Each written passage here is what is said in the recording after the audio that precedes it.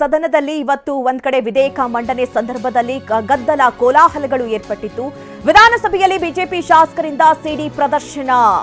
ಸದನದ ಬಾವಿಗಿಳಿದು ಸಿಡಿ ತೋರಿಸಿದ್ದಾರೆ ಬಿಜೆಪಿಯ ಶಾಸಕರು. ಲಿಖಿತ ಉತ್ತರದ ವೇಳೆ ಸಿಎಂ ಮುಖಕ್ಕೆ ಸಿಡಿ ಹಿಡಿದು ಆಕ್ರೋಶವನ್ನ ವ್ಯಕ್ತಪಡಿಸಿದ್ದಾರೆ.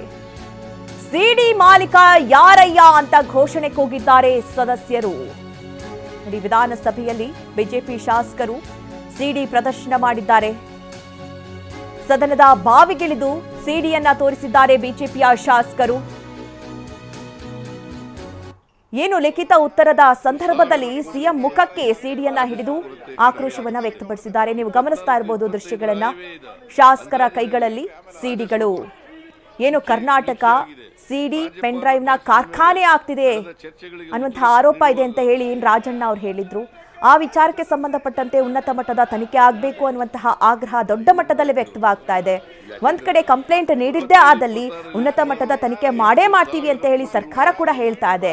ಆದ್ರೆ ಅದರ ಮಧ್ಯದಲ್ಲಿ ಏನು ಇವತ್ತು ಬಜೆಟ್ ವಿಚಾರಕ್ಕೆ ಸಂಬಂಧಪಟ್ಟಂತೆ ಉತ್ತರವನ್ನ ನೀಡ್ತಾ ಇದ್ರು ಸಿಎಂ ಸಿದ್ದರಾಮಯ್ಯ. ಲಿಖಿತ ಉತ್ತರವನ್ನ ನೀಡುವಂತಹ ಸಂದರ್ಭದಲ್ಲಿ ನೋಡಿ ಗಮನಿಸ್ತಾ ಇದ್ದೀರಿ, ಸಿಡಿಯನ್ನ ಹಿಡಿದು ಆಕ್ರೋಶವನ್ನ ವ್ಯಕ್ತಪಡಿಸಿದ್ದಾರೆ.